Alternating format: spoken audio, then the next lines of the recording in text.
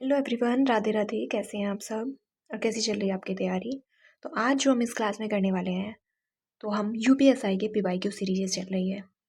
UPSI के लिए PYQ series चल रही है जो कि पॉलिटी की चल रही है। और आज हम हिस्ट्री की करने वाले हैं, और यानी कि हिस्ट्री की करने वाले हैं, और इसमें भी प्राचीन इतिहास कंप्लीट एक ही क्लास में जो है हम क्या करेंगे, कंप्लीट करेंगे प्राचीन इतिहास को। तो चलिए बिना टाइम को वेस्ट किए स्टार्ट करते हैं। और अगर आपको एक चीज़ और बता दूं, अगर आपको प्रैक्टिस सेट चाहिए, आप फ्री में प्रैक्टिस सेट के लिए अगर आपको चाहिए तो टेलीग्राम से जुड़ सकते हैं, जहाँ पे सब्जेक्ट वाइज टॉपिक वाइज सभी तरह के प्रैक्टिस सेट चल रहे हैं। तो चलिए क्लास को स्टार्ट करते हैं बिना टाइम को वेस्ट किए। प्राचीन भारत का इतिहास।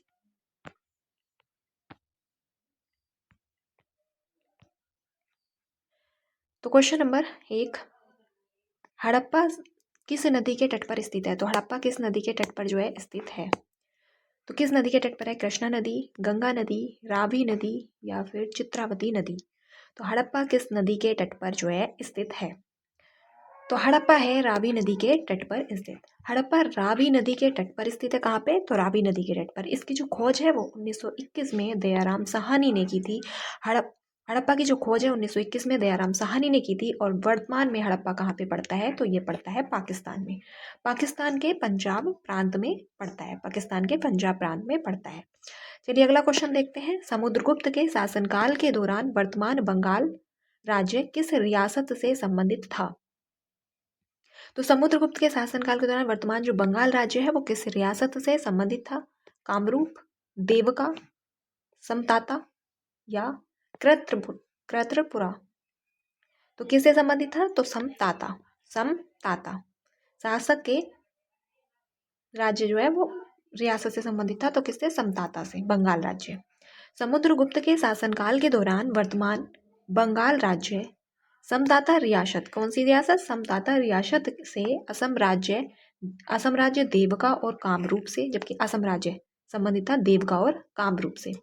और नेपाल देश नेपाला और उत्तराखंड करतरपुरा रियासतों से संबंधित थे। किस किस से? तो नेपाल देश नेपाला से और उत्तराखंड करतरपुरा रियासतों से संबंधित थे समुद्रगुप्त। तो समुद्रगुप्त का जो शासनकाल है वो 335 से 375 ईस्वी तक था। गुप्त राजवंश के चौथे शासक, गुप्त राजवंश के चौथे शासक और चंद्रगुप्त प्रथम के उत्तराधिकारी थे। गुप्त राजवंश के चौथे शासक और चंद्रगुप्त प्रथम के क्या थे? उत्तराधिकारी थे। अगला क्वेश्चन है, कालिदास ने अपने नाटकों को किस भाषा में लिखा है? तो कालिदास के जो नाटक है वो किस भाषा में है? तो किस भाषा में है? क्या हिंदी, तमिल, सिंधी या फिर संस्कृत? तो कालिदास के नाटक किस भाषा में है? तो वो है संस्कृत भाषा में। संस्कृत भाषा में। कालिदास चौथी पांचवी शताब्दी कब के शासक थे? तो वो चौथी पांचवी शताब्दी के महान कवि और नाटककार थे। कौन थे? तो महान कवि और नाटककार थे, जिन्होंने अपने नाटकों को संस्कृत भाषा में लिखा है। किस भाषा में लिखा है? तो संस्कृत भाषा में लिखा है। और इन्होंने भारत की पौराणिक कथाओं और दर्शन को आधार बनाकर रचनाएं की। किसको? दर्शन को आधार बनाकर। और उनकी रचनाओं में भारतीय जीवन और दर्शन के विविध रूप और मूल तत्व निरूपित हैं। क्या है? दर्शन के विविध रूप और मूल तत्व निरूपित हैं। इनकी प्रमुख रचनाएं जो हैं वो निम्न। नाटक अभिज्ञान शकुंतलम, एक नाटक है कालिदास का अभिज्ञान शकुंतलम। और दूसरा है विक्रम विक्रम मौरवंशियम, विक्रम मौरवंशियम, मालवाग्नि मित्रम, महाकाव्य। और इनके कुछ महाकाव्य हैं जो कि रघुवंशम और कुमार संभवम। और खंड काव्य हैं मेघदूत और ऋतु संहार। क्या है? तो खंड काव्य मेघदूत और ऋतु संहार। तो ये बहुत इंपॉर्टेंट है, इन्हें अच्छे से याद करना, एक बार और रिवीजन करना। अगला क्वेश्चन है, किस राजवंश के शासनकाल को इतिहासकारों के द्वारा जो है भारतीय इतिहास में स्वर्ण या फिर शास्त्रीय युग कहा गया? तो किसे कहा गया स्वर्ण या फिर शास्त्रीय युग? किसे कहा जाता है? पार्थियन युग को, तिमोर को, गुप्त को या फिर कालाब्रा को? किसको कहा जाता है? तो गुप्त वंश को स्वर्ण या शास्त्रीय काल कहा जाता है।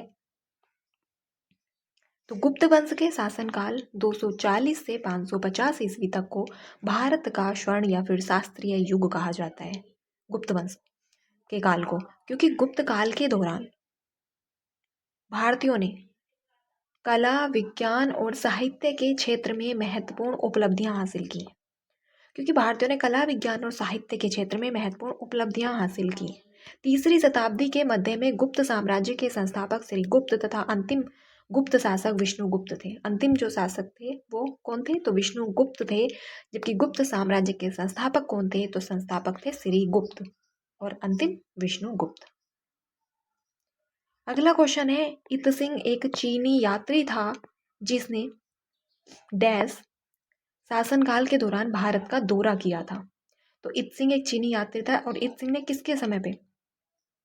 तो हर्यक, चोल, गुप्त या फिर मौर्य।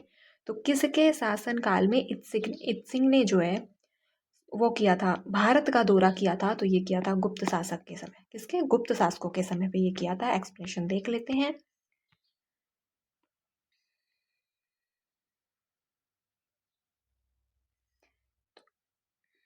इत सिंह एक चीनी यात्री था जो भारत भ्रमण पर 671 ईस्वी में आया था और इसने 10 वर्षों तक नालंदा विश्वविद्यालय में रहकर अध्ययन किया।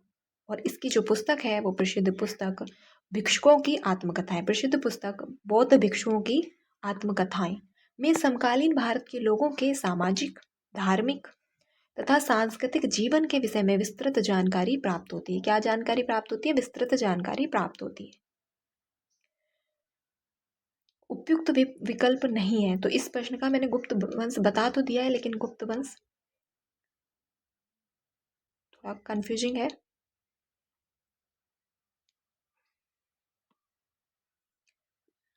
अगला क्वेश्चन है, 2009 में उत्तर प्रदेश के डैश में सिंधु घाटी सभ्यता की कलाकृतियों की खोज ने इस सामान्य धारणा को ध्वस्त करने में मदद की कि हड़प्पा सभ्यता केवल पश्चिमी भारत तक ही सीमित थी।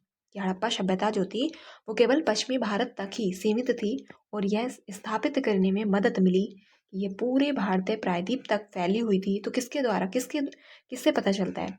कानपुर, आलमगीरपुर, झांसी, आगरा। तो उत्तर प्रदेश की सिंधु घाटी सभ्यता की जो बात पता चलती है वो चलती है आलमगीरपुर से। आलमगीरपुर जो कि मेरठ जनपद में पड़ता है, मेरठ जनपद में पड़ता है। सॉरी, एक मिनट।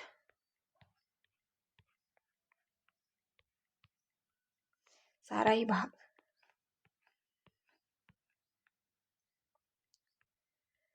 2009 में उत्तर प्रदेश के आलमगीरपुर यानी कि मेरठ जनपद में ये पड़ता है। मेरठ जनपद सिंधु घाटी सभ्यता की कलाकृतियों की खोज ने की सामान्य धारणा को ध्वस्त करने में मदद की।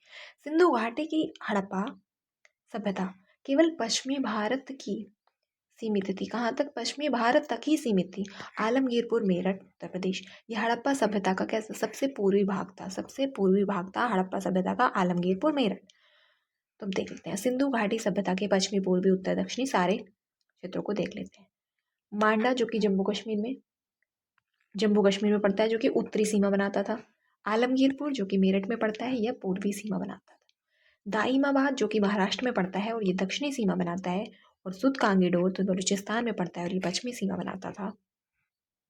तो अगला क्वेश्चन देखते हैं, वर्तमान उत्तर प्रदेश के किस स्तूप पर भगवान बुद्ध पहली बार अपने 5 शिष्यों से मिले थे? तो किस स्तूप पर मिले थे?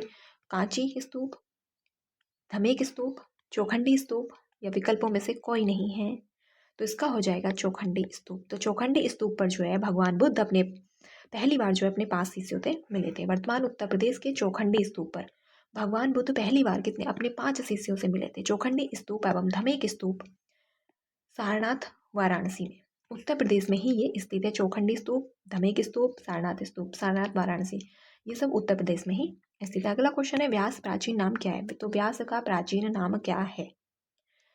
वितिस्ता, परुष्णी, अस्किनी या विपाशा?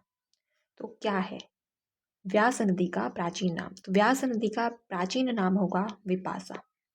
विपाशा क्या होगा? विपाशा।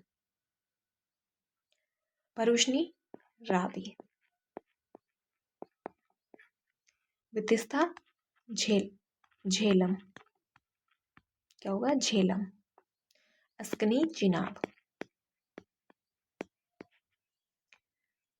व्यास नदी प्राचीन नाम विपाशा है और व्यास नदी सिंधु नदी प्रणाली की सहायक नदियों में से एक है। यह कुल्लू में व्यास कुंड से निकलती है। कहाँ से निकलती है व्यास नदी? तो व्यास नदी जो है वह कुल्लू में व्यास कुंड से निकलती है। कुल्लू, मंडी, हमीरपुर और कांगड़ा में ये बहती है। अगला क्वेश्चन देखते हैं। प्रसिद्ध कृति तंत्रलोक के लेखक कौन है? तो तंत्रलोक किसकी कृति है, किसके द्वारा लिखी गई है? बाणभट्ट, अभिनव गुप्त, भवभूति या फिर दंडी? तो किसके द्वारा लिखी गई है? अभिनव गुप्त के द्वारा लिखी गई है। प्रसिद्ध कृति तंत्रलोक के लेखक अभिनव गुप्त कौन है? अभिनव गुप्त हैं और ये कश्मीर के महान तांत्रिक, दार्शनिक, योगी और सौंदर्य शास्त्र के विद्वान थे। इन्होंने सिराद्वैत, वेदांत, तंत्र और काव्य शास्त्र पर महत्वपूर्ण ग्रंथ लिखे हैं। किस पर? सिराद्वैत, वेदांत, तंत्र और काव्य शास्त्र पर महत्वपूर्ण ग्रंथ लिखे हैं। अगला क्वेश्चन है, निम्नलिखित में से किसने सप्तांग सिद्धांत यानी कि सप्तांग राजनीतिक तर्क संगता का सिद्धांत प्रतिपादित किया? तो किसने किया सप्तांग? मनु, चरक, तुलसीदास या फिर कौटिल्य? तो किसके द्वारा किया गया है? तो ये किया गया है कौटिल्य के द्वारा। किसके द्वारा? तो कौटिल्य के द्वारा किया। कौटिल्य ने सप्तांग राजनीतिक तर्क संगतता का सिद्धांत प्रतिपादित किया। कौटिल्य के अनुसार एक राज्य में 7 घटक होते हैं। स्वामी यानी कि जो राजा होता है, अमात्य यानी कि मंत्री, और जनपद तो भूमि, दुर्ग, किला, कोष, खजाना, दंड, सेना, मित्र, सहयोगी। और प्राचीन भारत में राज्य की शासन व्यवस्था इसी सप्तांग सिद्धांत पर आधारित थी। तो किस पर आधारित थी? प्राचीन भारत में जो शासन व्यवस्था थी वो सप्तांग सिद्धांत पर आधारित थी, जो कि कौटिल्य के द्वारा लिखा गया था। जो इस सिद्धांत को किसने दिया था? तो कौटिल्य ने। अगला क्वेश्चन है, मृच्छकटिका यह या छोटी मिट्टी की गाड़ी मृच्छकटिका किसने लिखी है? तो मृच्छकटिका किसके द्वारा लिखी गई एक कृति है? शूद्रक, चारुदत्त और वसंत सेना या फिर कालिदास? तो मृच्छकटिका के जो लेखक हैं वो हैं शूद्रक।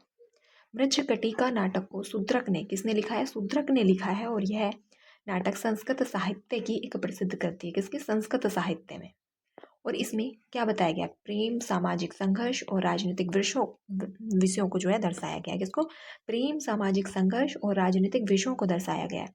अगला क्वेश्चन है, कौन सा प्राचीन भारतीय ग्रंथ संगीत, नृत्य और नाटक पर विस्तृत लेख के लिए जाना जाता है?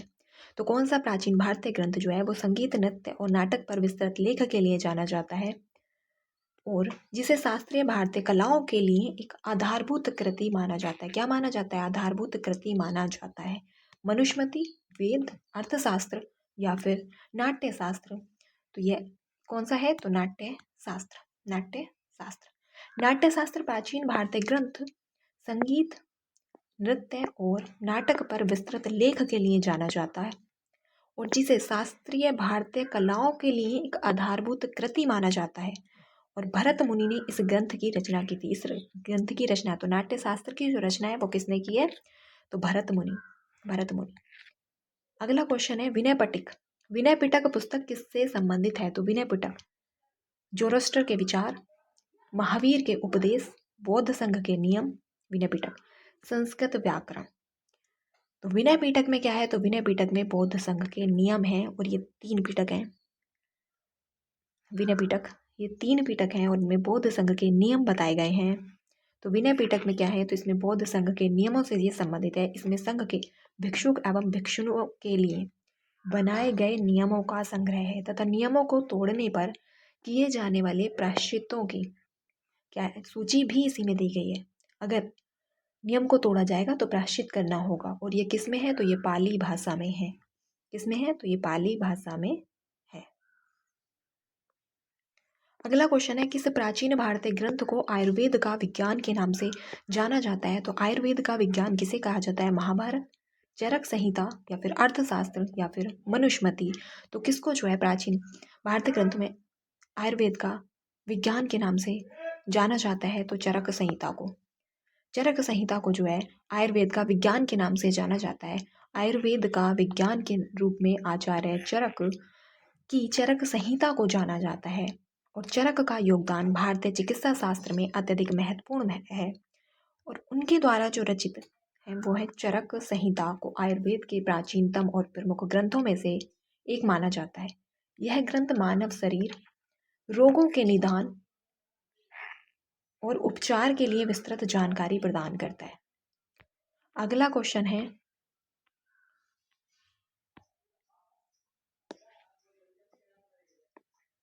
वेदों में मानव अधिकार को निम्नलिखित अवधारणा से दर्शाया गया है। वेदों में मानव अधिकार को निम्नलिखित अवधारणा से दर्शाया गया है। समानता, असमानता, आर्थिक प्रणाली, अस्पष्टता। समानता। वेदों में मानव अधिकार को समानता की अवधारणा से दर्शाया गया है। वेद मानव अधिकारों की निम्नलिखित बातों पर बल देते हैं। वेद किस बात पर? तो मानव अधिकारों की निम्नलिखित किन किन बातों पर क्या देते हैं? बल देते हैं। तो वो समानता, न्याय होना चाहिए, स्वतंत्रता होनी चाहिए, यानी कि व्यक्ति को स्वतंत्रता होनी चाहिए, शांति और करुणा।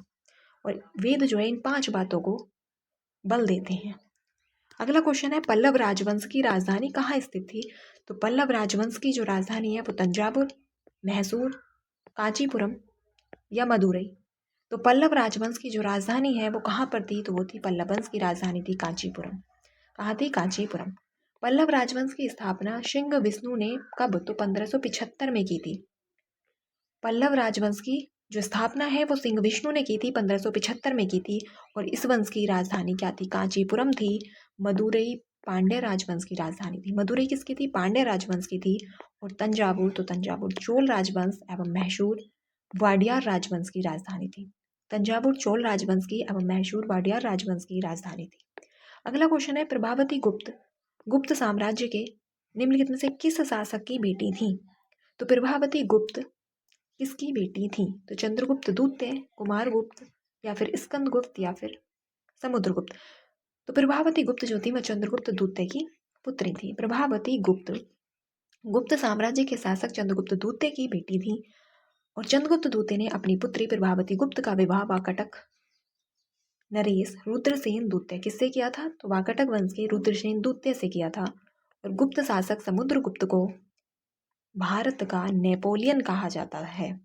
नालंदा विश्वविद्यालय की स्थापना किसने की? तो कुमारगुप्त ने। नालंदा विश्वविद्यालय की स्थापना किसने की? तो कुमारगुप्त ने की थी। तथा स्कंदगुप्त ने सुदर्शन झील का पुनरुद्धार करवाया था। सुदर्शन झील का पुनरुद्धार कराया था। अगला क्वेश्चन है, प्रयाग प्रशस्ति की रचना निम्नलिखित में से किसके द्वारा संस्कृत में की गई थी? तो प्रयाग प्रशस्ति की रचना संस्कृत में किसके द्वारा की गई? तो बोधायन, बाणभट्ट, भवभूति, हरिसेन। तो किसके द्वारा की गई? तो ये की गई थी हरिसेन के द्वारा। प्रयाग प्रशस्ति की रचना हरिसेन द्वारा संस्कृत भाषा में की गई। संस्कृत भाषा में किया गया है। और इस प्रशस्ति से ही गुप्त काल के बारे में हमें सर्वाधिक जानकारी मिलती है। तो गुप्त काल की सर्वाधिक जानकारी किससे मिलती है? तो प्रयाग प्रशस्ति से मिलती है। और ये संस्कृत भाषा में है। और इसकी रचना किसके द्वारा की गई है? तो हरिसेन के द्वारा की गई है। सर्वाधिक महत्वपूर्ण जानकारियाँ मिलती है। गुप्त काल में संस्कृत भाषा में अनेक धार्मिक ग्रंथ और नाटकों की रचनाएं हुई, जिनमें कालिदास के ऋतुसंहार, मेघदूतम तथा शूद्रक के मृच्छकटिकम आदि प्रमुख हैं। ऋतुसंहार, मेघदूतम तथा शूद्रक के मृच्छकटिकम आदि प्रमुख हैं। अगला क्वेश्चन है, मथुरा के पास मठ के एक मंदिर में किन शासकों की विशाल मूर्तियां प्रतिष्ठापित पाई गईं? तो किन की पाई गई हैं? गुप्त वंश, मौर्य, कुषाण या फिर चोल। तो किसकी पाई गई हैं? तो ये कुषाणों की पाई गई है। मथुरा के पास मठ के एक मंदिर में कुषाणों की विशाल मूर्तियां प्रतिष्ठापित पाई गई हैं।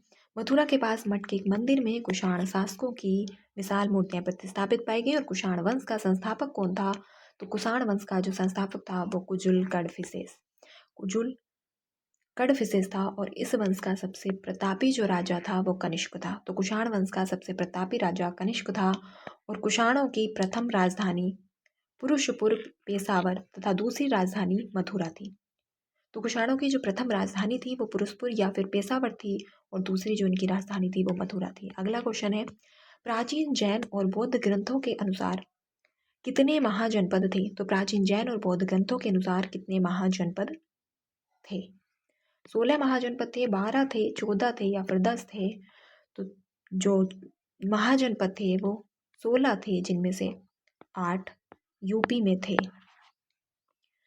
प्राचीन जैन और बौद्ध ग्रंथों के अनुसार 16 महाजनपद थे। इनका उल्लेख बौद्ध ग्रंथ अंग्युत्तर निकाय में तथा जैन ग्रंथ भगवती सूत्र में कहाँ पे इनका जो वो मिलता है, तो बौद्ध ग्रंथ तो है अंग्युत्तर निकाय और जैन ग्रंथ है भगवती सूत्र, जहाँ पे महाजनपदों के बारे में जानकारी मिलती है, महाजनपदों का उल्लेख मिलता है।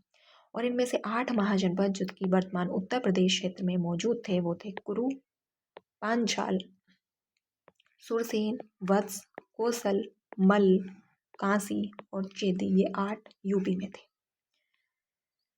अगला क्वेश्चन है, निम्नलिखित में से किस त्योहार को वसंत त्योहार भी कहा जाता है? तो वसंत त्योहार किसको कहा जाता है? होली, महाशिवरात्रि, आयुध पूजा या फिर दिवाली।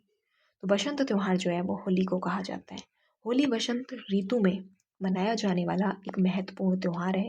यह पर्व हिंदू पंचांग के अनुसार फाल्गुन माह की पूर्णिमा को, कब? तो फाल्गुन माह की पूर्णिमा को मनाया जाता है। और इसके अगले दिन क्या होता है? चैत्र मास की प्रथम तिथि। अनेक प्रकार के रंगों से होली खींची जाती है।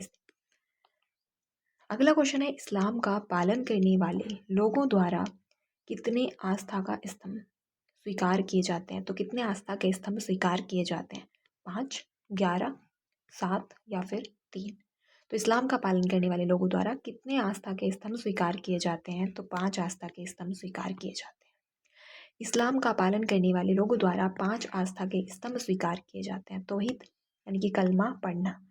तौहीद क्या होता है? कलमा पढ़ना, नमाज अदा करना, रोज़ा रखना, ज़कात अदा करना और हज करना। इस्लाम धर्म की स्थापना मोहम्मद साहब 1570 से 632 के समय मोहम्मद साहब ने की थी। 622 ईस्वी में उन्होंने मक्का की ओर हजरत की, क्या की? हिजरत। तो मक्का की ओर हिजरत की और यहीं से इस्लामी संवत का प्रारंभ माना जाता है। और इनका पवित्र धर्म ग्रंथ कुरान शरीफ है। इनका जो पवित्र धर्म ग्रंथ है तो वो क्या है? कुरान शरीफ है। तथा इनके उपासना स्थल को क्या कहा जाता है? मस्जिद कहा जाता है, मस्जिद। अगला क्वेश्चन है, भारत में पहली रेलवे लाइन का परिचालन किस वर्ष में किया गया था? तो भारत में पहली रेलवे लाइन का जो परिचालन है वो किस वर्ष में किया गया था? 1813, 1857, 1853 और 1833। तो कब किया गया था? तो ये किया गया था 1853 में। किसके समय? तो डलहौजी के समय। तो डलहौजी के समय 1853 में भारत में पहली रेलवे लाइन का जो है परिचालन किया गया, पहली रेलवे लाइन बनी। गवर्नर जनरल लॉर्ड डलहौजी के समय 1853 में बम्बई से थाने, कहाँ से? तो बम्बई से थाने, मध्य भारत में पहली बार रेलवे लाइन का संचालन किया गया। ग्रेट इंडियन पेनिसुला रेलवे द्वारा किया गया। किसके द्वारा किया गया था? तो ग्रेट इंडियन पेनिसुला रेलवे द्वारा किया गया था। अगला क्वेश्चन है, नर्तकी यानी कि डांसिंग गर्ल की कांस्य प्रतिमा किस सिंधु घाटी स्थल से खोजी गई थी? तो किस सिंधु घाटी स्थल से जो है ये खोजी गई? तो ये खोजी गई लोथल, हड़प्पा, मोहनजोदड़ो या फिर कालीबंगा। नर्तकी की जो कांस्य प्रतिमा मिली थी वो मिली थी मोहनजोदड़ो से। कहाँ से? तो मोहनजोदड़ो से। नर्तकी यानी कि डांसिंग गर्ल की कांस्य प्रतिमा मोहनजोदड़ो से सिंधु घाटी स्थल से खोजी गई। हड़प्पा से एक पुरुष नर्तक की पाषाण मूर्ति प्राप्त हुई। और हड़प्पा से क्या मिला है? एक पुरुष नर्तक की पाषाण मूर्ति प्राप्त हुई जो कला की दृष्टि से काफ़ी उन्नत है। सिंधु घाटी सभ्यता में मूर्ति कला की उत्कृष्ट स्थिति थी। सिंधु घाटी सभ्यता में मूर्ति कला की क्या थी? उत्कृष्ट स्थिति थी और इस काल की अनेक मूर्तियाँ प्राप्त हुई हैं। सिंधु घाटी के कलाकार धातु पिघलाना क्या करते थे? तो सिंधु घाटी के जो कलाकार थे धातु पिघलाना और दो धातुओं के सहयोग से मिश्रित धातु बनाना जानते थे।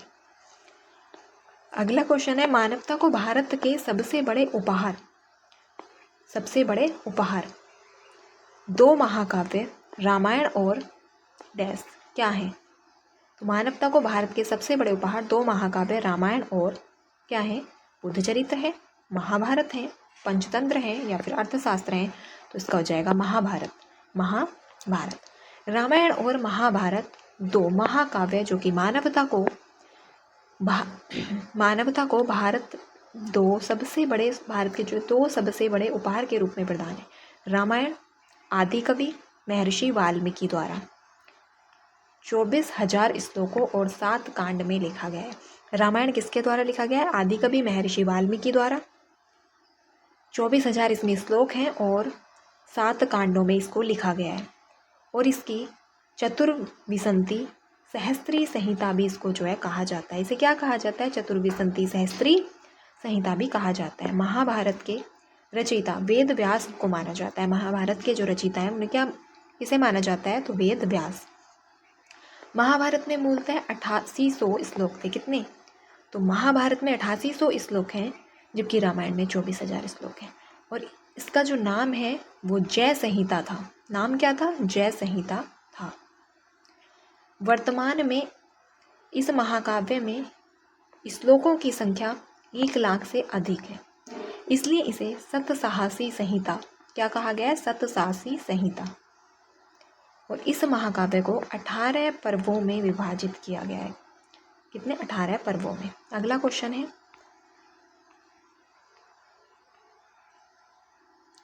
क्वेश्चन है, भीतरी स्तंभ शिलालेख गुप्त साम्राज्य के शासनकाल के समय की जो शासक से डैश से संबंधित है। किससे संबंधित है? जो शासक किससे संबंधित?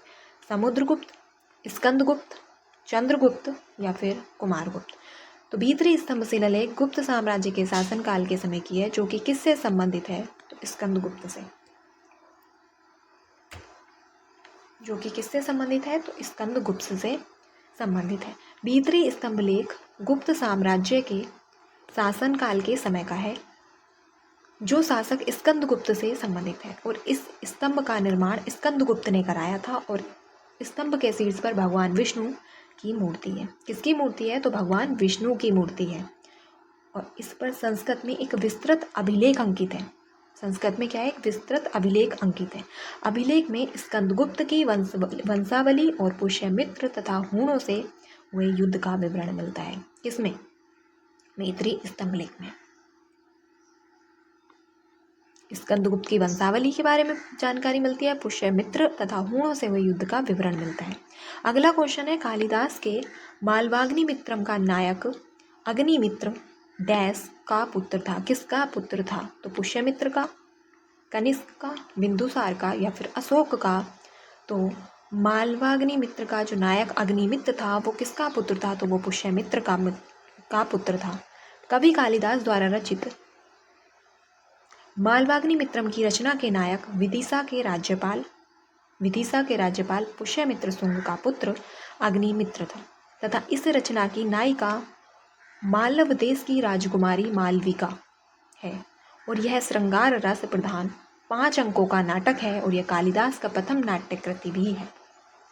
अगला क्वेश्चन है, निम्नलिखित में से किस व्यक्ति को हिंदू दर्शन की सांख्य पद्धति के संस्थापक के रूप में जाना जाता है? तो हिंदू दर्शन की सांख्य पद्धति के संस्थापक कौन है? गौतम, बद्रायण, पतंजलि या फिर कपिल ऋषि। तो कपिल ऋषि को हिंदू दर्शन की सांख्य पद्धति के संस्थापक के रूप में जाना जाता है। कपिल ऋषि को हिंदू दर्शन की सांख्य पद्धति के संस्थापक के रूप में जाना जाता है। यह अद्वैत वेदांत के विपरीत मान्यता रखने वाला दर्शन है, जिसका शाब्दिक अर्थ है संख्या संबंधी या फिर विश्लेषण। क्या है? संख्या संबंधी या फिर विश्लेषण। अगला क्वेश्चन है, हड़प्पा सभ्यता में गढ़ी किस जगह के लिए जानी जाती थी? तो गढ़ी किस जगह के लिए जानी जाती थी? तो गढ़ी, वहाँ उच्च वर्ग के लोग बसते थे, वहाँ पुस्तक रखी जाती थी, वहाँ पूरे शहर के लिए भोजन तैयार किया जाता था, या फिर वहाँ निचले वर्ग के लोग रहते थे।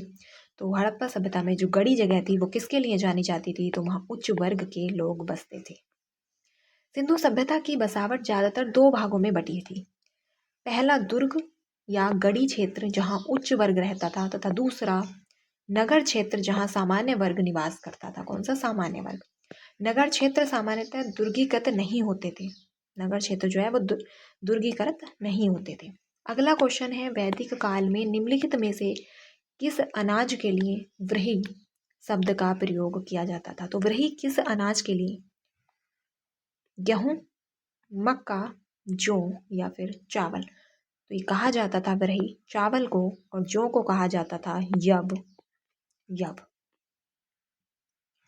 अगला क्वेश्चन है, वैदिक काल में व्रही यानी कि धान या चावल के लिए प्रयोग किया गया है, यव जौ के लिए और माण उड़द के लिए, मुदंग मूंग के लिए और गोधूम गेहूं के लिए आदि अनाजों का जो वर्णन है वो किस में मिलता है? यजुर्वेद में। किस ग्रंथ में मिलता है? तो इन अनाजों के बारे में जो वर्णन मिलता है वो यजुर्वेद में मिलता है। अगला क्वेश्चन है, निम्नलिखित में से कौन सा स्थान बुद्ध वंश के शासकों द्वारा शासित था? तो बुद्ध वंश के शासकों द्वारा तो कपिलवस्तु, अंग, मगध या फिर गांधार। तो बुद्ध वंश के शासकों द्वारा शासित था कपिलवस्तु। कपिलवस्तु। बौद्ध धर्म के प्रवर्तक गौतम बुद्ध का जन्म 563 ईसा पूर्व में कपिलवस्तु के लुम्बिनी नामक स्थान पर हुआ था और इनके जो पिता थे वो सुद्धोधन शाक्य गण के मुखिया थे। इनकी माता महामाया कोकिल्या वंशी थी और इनका जो लालन पालन था वो भी माता प्रजापति गोमती ने किया था। इनके बचपन का नाम क्या था? तो सिद्धार्थ था। गौतम बुद्ध के बचपन का नाम सिद्धार्थ था और सिद्धार्थ का जो विवाह है 16 वर्ष की अवस्था में शाक्य वंश की कन्या यशोधरा से हो गया था और इनके पुत्र का नाम राहुल था और कालांतर में राहुल तथा यशोधरा दोनों बौद्ध भिक्षुक बन गए थे। राहुल तथा यशोधरा दोनों ही बौद्ध भिक्षुक बन गए थे। अगला क्वेश्चन है, सोम ऋग्वैदिक युग के नर देवता डैश के देवता थे? तो सोम किसके देवता थे? पौधों के, आंधी तूफान के, ज्वालामुखी के या फिर युद्ध के? तो सोम पौधों के, पेड़ पौधों के देवता थे सोम। ऋग्वैदिक लोग प्राकृतिक शक्तियों का मानवीकरण तथा पूजा करते थे, उसकी पूजा करते थे और प्रारंभ में आर्यों के प्रमुख देवता कौन थे? वरुण थे। प्रारंभ में आर्यों के जो प्रमुख देवता थे वो वरुण थे, लेकिन ऋग्वेद के रचना काल तक इंद्र के सर्वप्रथम देवता हो गए थे। इंद्र जो है वो क्या हो गए थे? सर्वप्रथम देवता हो गए थे। ऋग्वैदिक में 33 देवताओं का उल्लेख मिलता है। कितने? तो 33। ऋग्वेद में 33 देवताओं का उल्लेख मिलता है और इस काल में इंद्र को युद्ध का देवता तथा वर्षा का देवता माना जाता था। इंद्र को युद्ध और वर्षा का देवता माना जाता था। सोम को वनस्पति का देवता और उषा को प्रगति एवं उत्थान का देवता, उषा को प्रगति और उत्थान का देवता और अश्विनी को विपत्ति हरण देवता और पूषण को पशुओं का देवता, मारुत को आंधी तूफान का देवता, विष्णु को विश्व के संरक्षण और पालनकर्ता का देवता तथा धो को आकाश का देवता। सबसे प्राचीन रुद्र को संहारक देवता के रूप में माना जाता था। रुद्र को संहारक देवता के रूप में माना जाता था। अगला क्वेश्चन है, अनिलवाड़ किस राजवंश की राजधानी थी? तो अनिलवाड़ जो है वो किस राजवंश की राजधानी थी? राष्ट्रकूट, मित्राका राजवंश, पाल राजवंश, सोलंकी राजवंश। तो किस राजवंश की राजधानी थी अनिलवाड़? तो अनिलवाड़ किस राजवंश की राजधानी थी? राष्ट्रकूट की, मित्राका राजवंश की, तो यह थी सोलंकी राजवंश की। सोलंकी। राष्ट्रकूट की राजधानी मान्यखेत थी, मित्राका की वल्लभी थी, पाल मुंगेर थी, सोलंकी की अनिलवाड़ थी। अगला क्वेश्चन है, कन्याकुब्ज किस भारतीय शहर का प्राचीन नाम है? तो कन्याकुब्ज किस प्राचीन शहर का नाम है? कुंभोज, कन्याकुमारी, कन्नौज या फिर कांचीपुरम? तो कन्नौज। कन्याकुब्ज गंगा नदी के किनारे स्थित कन्नौज का प्राचीन नाम है कन्याकुब्ज। कान्यकुब्ज प्राचीन नाम महोदय था। कान्यकुब्ज का जो प्राचीन नाम था वो महोदय था और वर्तमान में कन्नौज के रूप में विकसित यह शहर गुलाब जल, इत्र, तंबाकू और अपनी सुगंधित वस्तुओं के व्यापार के लिए प्रसिद्ध है। अगला क्वेश्चन है, निम्नलिखित में से किस वास्तुकार ने राजा बिंबिसार के महल को बनाया? तो निम्नलिखित में से किस वास्तुकार ने राजा बिंबिसार के महल को बनाया? तो राजा बिंबिसार के महल को उदयन ने बनाया था, कालाशोक, शुद्धोधन या फिर महागोविंद? तो किसने बनाया था? तो राजा बिंबिसार के महल के जो वास्तुकार थे वो था महागोविंद। तो वास्तुकार महागोविंद ने राजा बिंबिसार के महल को बनाया और बिंबिसार को मगध साम्राज्य का वास्तविक संस्थापक माना जाता है। मगध साम्राज्य का वास्तविक संस्थापक बिंबिसार को माना जाता है और गिरिव्रज यानी कि राजगृह को उन्होंने अपनी राजधानी बनाया था, गिरिव्रज राज।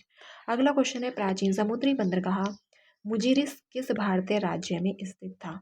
तो मुजिरिस किस भारतीय राज्य में स्थित था? प्राचीन समुद्री बंदरगाह तो किस राज्य में स्थित? यह केरल राज्य में स्थित था। कहाँ पर स्थित था? तो केरल राज्य में ये स्थित था। एक्सप्लेनेशन देख लेते हैं।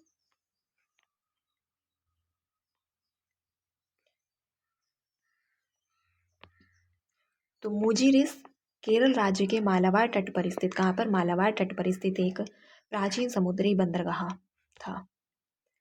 प्राचीन समय में सॉरी प्राचीन समय में यह दक्षिण भारत तथा मिस्र, यूनान, रोम के मध्य मसाले के व्यापार के लिए प्रसिद्ध था। किसके लिए? तो मसाले के व्यापार के लिए।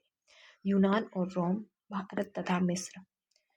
अगला क्वेश्चन है, एक पौराणिक कथा के अनुसार किस देवता ने दशामशेष घाट पर किए जाने वाले दशाश्वमेध यज्ञ के दौरान 10 घोड़ों की बलि दी थी? तो 10 घोड़ों की बलि किसने दी थी? भगवान विष्णु, भगवान ब्रह्मा, भगवान शिव या फिर देवी काली। तो किसने दी थी? तो यह दी थी भगवान ब्रह्मा ने। दशामशेष घाट पर वाराणसी यानी कि काशी पर स्थित दशाश्वमेध का शाब्दिक अर्थ होता है 10 घोड़ों का बलिदान। 10 घोड़ों का बलिदान। तो पौराणिक कथा के अनुसार भगवान ब्रह्मा ने इस घाट पर दशाश्वमेध यज्ञ किया था। दशाश्वमेध यज्ञ किया था जिसमें 10 घोड़ों की बलि दी थी। और ऐसी मान्यता है कि इस घाट पर डुबकी लगाने से 10 अश्वमेध यज्ञ के बराबर पुण्य की प्राप्ति होती है।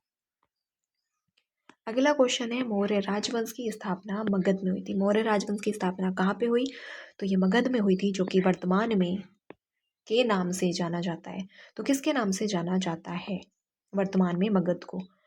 पश्चिम बंगाल, पंजाब, बिहार या फिर आंध्र प्रदेश। तो मगध को वर्तमान में बिहार के नाम से जाना जाता है। मौर्य राजवंश की स्थापना मगध में हुई थी, जो वर्तमान में बिहार के नाम से जाना जाता है। और इसका जो संस्थापक है वो चंद्रगुप्त था। और चंद्रगुप्त मगध की राजगद्दी पर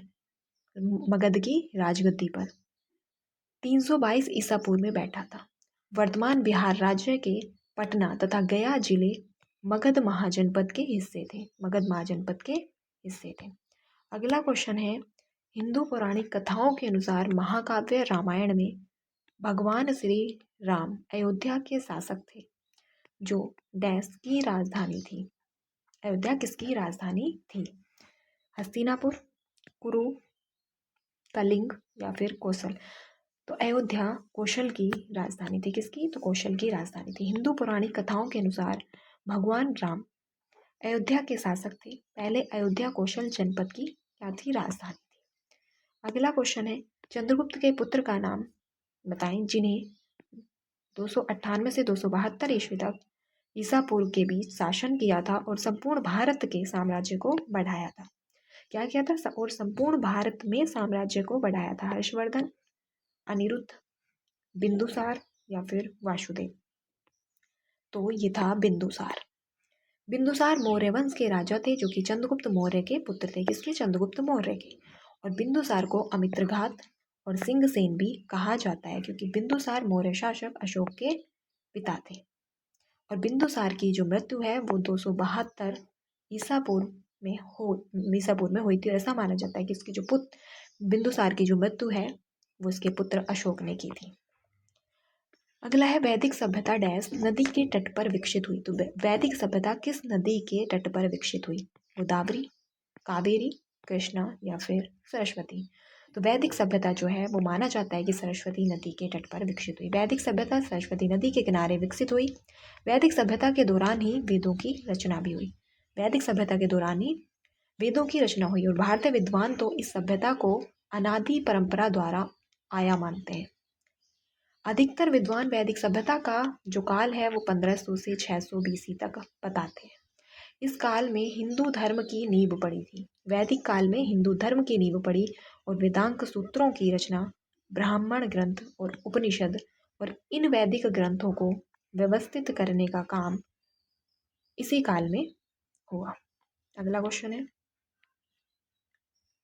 क्वेश्चन है, भारत में पहले कवि के रूप में किसे श्रद्धेय माना जाता है? तो पहले कवि के रूप में किसे माना जाता है?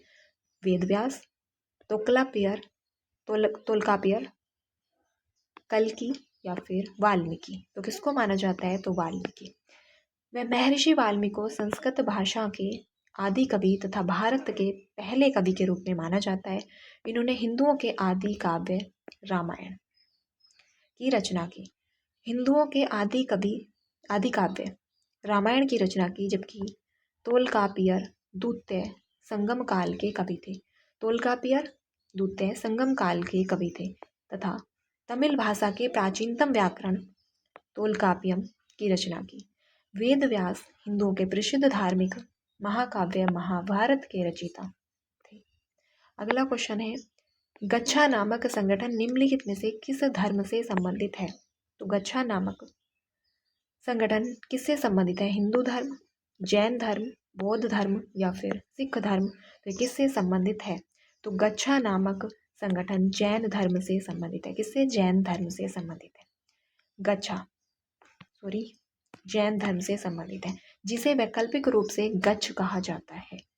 जैन धर्म के मूर्ति पूजक श्वेतांबर संप्रदाय के अनुयायी थे। मूर्ति पूजक जो थे वो श्वेतांबर संप्रदाय के अनुयायी थे। अगला क्वेश्चन है, तीसरी बौद्ध परिषद किस शहर में आयोजित की गई थी? तो तीसरी बौद्ध परिषद यांगून, पाटलिपुत्र, वैशाली या फिर राजगीर? तो तीसरी जो बौद्ध परिषद थी वो पाटलिपुत्र में आयोजित की गई थी। सम्राट अशोक के शासनकाल में तृतीय बौद्ध परिषद का आयोजन 251 ईसा पूर्व में पाटलिपुत्र शहर में हुआ था, जिसकी अध्यक्षता मोगलीपुत्र तिस्त ने की थी। जिसकी अध्यक्षता किसने की थी? तो मोगलीपुत्र तिस्त ने की थी। प्रथम बौद्ध परिषद का आयोजन अजातशत्रु के शासनकाल में 483 ईसा पूर्व में राजगृह में हुआ और जिसकी अध्यक्षता महाकश्यप ने की थी। किसने की थी? तो इसकी जो अध्यक्षता है वो महाकश्यप ने की थी। कुल 4 बौद्ध संगतियाँ हुई थी। क्या हुई थी? कुल 4 बौद्ध संगीतियाँ हुई थी तथा अंतिम बौद्ध संगीत का आयोजन, बौद्ध जो संगीति थी उसका आयोजन कहाँ पे? कश्मीर में हुआ था, कुंडल वन में, और कनिष्क के काल में, जिसकी अध्यक्षता वसुमित्र ने की थी। किसने की थी? वसुमित्र ने की थी। अगला क्वेश्चन है, मौर्य राजवंश के अंतिम शासक कौन थे? तो मौर्य राजवंश के अंतिम शासक अशोक, बिंदुसार, बृहद्रथ या फिर पुष्यमित्र? तो मौर्य वंश के अंतिम जो शासक थे वो थे बृहद्रथ। मौर्य वंश का अंतिम शासक बृहद्रथ था और इसकी हत्या इसके सेनापति पुष्यमित्र शुंग ने 185 ईसा पूर्व में की और मगध पर शुंग वंश की नींव डाली। तो मौर्य वंश के संस्थापक चंद्रगुप्त मौर्य थे और अंतिम शासक बृहद्रथ था तथा इनके प्रधानमंत्री चाणक्य कौटिल्य विष्णुगुप्त ने अर्थशास्त्र की रचना की थी, जिसका संबंध किससे है? राजनीति से है। अगला क्वेश्चन है, प्राचीन भारत में जमदाग्नि ऋषि का आश्रम जमानिया में था, जो कि वर्तमान उत्तर प्रदेश के किस जिले में स्थित है? लखनऊ, गाजीपुर, वाराणसी या फिर सीतापुर? तो किस जिले में स्थित है? तो यह पड़ता है गाजीपुर में। प्राचीन भारत के जमदाग्नि ऋषि, कौन से ऋषि? जमदाग्नि ऋषि का आश्रम जमानिया में था, जो कि वर्तमान उत्तर प्रदेश के गाजीपुर में पड़ता है, गाजीपुर जिले में पड़ता है। अगला क्वेश्चन है, पाल राजवंश के सर्वप्रथम राजा कौन थे? तो पाल वंश के सर्वप्रथम राजा गोपाल, नंदलाल, धर्मपाल या फिर देवपाल? तो पाल वंश के सर्वप्रथम राजा गोपाल थे। पाल वंश की स्थापना किसने? गोपाल ने की थी और इसकी जो राजधानी थी वो मुंगेर थी और इस वंश का सबसे महान शासक धर्मपाल था, जिसने विक्रमशिला विश्वविद्यालय की स्थापना की थी। धर्मपाल ने विक्रमशिला विश्वविद्यालय की स्थापना धर्मपाल ने की और जो कि पाल वंश का क्या माना जाता है? सबसे महान शासक माना जाता है और पाल वंश के जो संस्थापक था वो गोपाल था। अगला क्वेश्चन है, किसने मगध की राजधानी राजगृह से पाटलिपुत्र स्थानांतरित की? तो बिंबिसार, अशोक, चाणक्य या फिर अजातशत्रु? तो राजगृह से पाटलिपुत्र स्थानांतरित राजधानी को किसने किया था? तो ये किया था अजातशत्रु ने। चलिए इसकी एक्सप्लेनेशन देख लेते हैं। तो अजातशत्रु ने गंगा एवं सोन नदियों के संगम पर स्थित पाटलिपुत्र के रणनीतिक महत्व के कारण उसकी किलेबंदी की। क्या की? किलेबंदी की और कालांतर में उसके पुत्र उदयन ने पाटलिपुत्र को मगध साम्राज्य की राजधानी बनाया। अगला क्वेश्चन है, वह इतालवी यात्री जिसने विजयनगर साम्राज्य का अत्यंत प्रशासनात्मक प्रशंसात्मक विस्तृत वर्णन किया है, तो वह कौन था? मार्को पोलो, निकोलो कॉन्टी, बारबोसा, उपयुक्त में से कोई नहीं। तो वो था निकोलो कोंटी। इतालवी यात्री निकोलो कोंटी ने विजयनगर साम्राज्य का अत्यंत प्रशंसात्मक रूप से विस्तृत वर्णन किया है और यह इतालवी यात्री संगम वंश के महान शासक देवराय प्रथम के शासनकाल में भारत आया था। तो इतालवी यात्री निकोलो कोंटी किसके शासनकाल में भारत आया था? तो देवराय प्रथम, क्योंकि ये इम्पोर्टेंट है, ये कई बार पूछा जा चुका है। अगला क्वेश्चन है, हर्षवर्धन की राजधानी कहाँ थी? तो हर्षवर्धन की राजधानी नालंदा, प्रयाग, कन्नौज या फिर थानेश्वर। तो हर्षवर्धन ने अपनी राजधानी कहाँ पर बनाई थी? तो कन्नौज। हर्षवर्धन की राजधानी कन्नौज थी। हर्षवर्धन 606 से 647 ईस्वी तक पुष्यभूति वंश का सबसे प्रतापी शासक था हर्षवर्धन। हर्षवर्धन ने अपनी राजधानी थानेश्वर से कन्नौज स्थानांतरित की थी। कहाँ से? थानेश्वर से कन्नौज स्थानांतरित की थी। हर्ष ने उत्तरी भारत में पंजाब, कन्नौज, बंगाल, उड़ीसा और मिथिला को जीत लिया। पश्चिमी भारत में वल्लभी शासक ध्रुवसेन को पराजित कर उससे अपनी पुत्री का विवाह कर दिया और हर्ष के काल में चीनी यात्री हुएनसांग 629 से 42 भारत आया। हर्ष चरित्र का लेखक बाणभट्ट ने किया है। हर्ष चरित्र का लेखक कौन है? तो बाणभट्ट हर्ष का दरबारी कवि था। हर्ष ने स्वयं नागानंद, कौन सी? नागानंद, रत्नावली और प्रियदर्शनी नामक ग्रंथों की रचना की है हर्ष ने स्वयं। अगला क्वेश्चन है, बुद्ध ने अपना पहला उपदेश कहाँ दिया था? तो बुद्ध ने जो अपना पहला उपदेश है वो सारनाथ, बोधगया, लुम्बिनी या फिर कुशीनगर। तो कहाँ पे दिया था? तो ये दिया था सारनाथ में। बौद्ध धर्म के प्रवर्तक गौतम बुद्ध का जन्म कपिलवस्तु के समीप लुम्बिनी नामक स्थान पर 563 ईसा पूर्व में हुआ था और इन्होंने सांसारिक समस्याओं से व्यथित होकर 29 वर्ष की अवस्था में गृह त्याग दिया था। यह घटना बौद्ध धर्म में क्या कहलाती है? तो महाभिनिष्क्रमण। तो गृह त्याग को क्या कहा जाता है, क्या कहलाती है यह घटना बौद्ध धर्म में? तो महाभिनिष्क्रमण के नाम से जाना जाता है। 35 वर्ष की आयु में उरुवेला में वट यानी कि पीपल वृक्ष के नीचे निरंजना नदी के तट पर वैशाख पूर्णिमा के दिन ज्ञान प्राप्त हुआ। ज्ञान प्राप्ति के बाद ये बुद्ध कहलाए। क्या कहलाए? तो ज्ञान प्राप्ति के बाद ये बुद्ध कहलाए। बुद्ध ने अपना प्रथम उपदेश सारनाथ ऋषिपट्टनम में दिया था, जिसे बौद्ध धर्म में धर्मचक्र प्रवर्तन कहा गया। क्या कहा गया? बौद्ध धर्म में धर्मचक्र प्रवर्तन।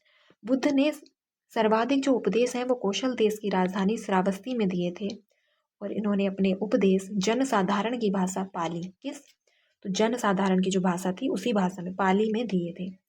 अगला क्वेश्चन है, जैन धर्म में 23वें तीर्थंकर कौन थे? ऋषभदेव, महावीर स्वामी, पार्श्वनाथ या फिर मल्लीनाथ। तो कौन थे? तो पार्श्वनाथ। 23वें तीर्थंकर पार्श्वनाथ काशी नरेश अश्वसेन के पुत्र थे। इनकी माता का नाम वामा था और पार्श्वनाथ को तपस्या के 84वें दिन को, कौन से दिन? 84वें दिन संवेद पर्वत पर ज्ञान प्राप्त हुआ था। कहाँ पर? तो संवेद पर्वत पर, जहाँ पर अन्य कई को भी ज्ञान प्राप्त हुआ है। संवेद पर्वत। अनुयायियों को निग्रंथ कहा जाता है। जैन धर्म में अनुयायियों को क्या कहा जाता है? तो इनके अनुयायियों को निर्ग्रंथ कहा जाता है। पार्श्वनाथ ने 4 महाव्रत दिए, सत्य, अहिंसा, असत्य और अपरिग्रह का प्रतिपादन किया। इन्होंने भिक्षुओं को श्वेत वस्त्र पहनने का आदेश दिया और महावीर स्वामी 24वें तीर्थंकर थे और इन्होंने ही 5वें महाव्रत ब्रह्मचर्य का प्रतिपादन किया। अगला है, मगध साम्राज्य का अंतिम शासक कौन था? तो मगध साम्राज्य का जो अंतिम शासक था बिंबिसार, अजातशत्रु, उदयन या फिर कालाशोक।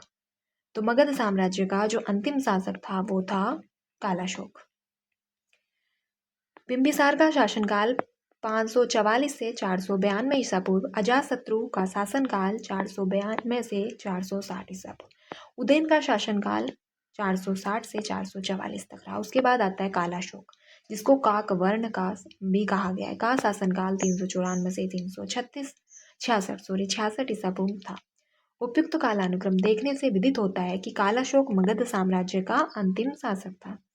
कालाशोक जो है वो मगध साम्राज्य का अंतिम शासक था। कालाशोक मगध दिए गए विकल्पों के अनुसार कालाशोक को ही माना जाता है। जबकि वास्तव में मगध वंश का जो अंतिम शासक था वो घनानंद था, जो महापद्मनंद का 8वां पुत्र था, जो कि सिकंदर का समकालीन था। अगला क्वेश्चन है आर्यभट्ट क्या था? आर्यभट्ट एक प्रसिद्ध चिकित्सक था, चित्रकार था, खगोलवेता था या फिर वैज्ञानिक था? तो आर्यभट्ट एक खगोलवेता था।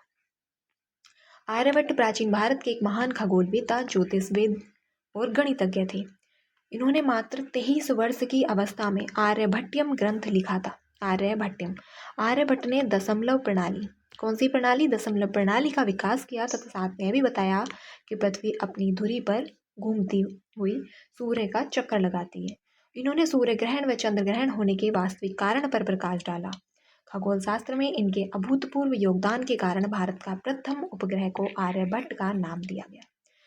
भारत के प्रथम उपग्रह का आर्यभट्ट का नाम दिया गया। अगला क्वेश्चन है सांची स्तूप का निर्माण किसने कराया?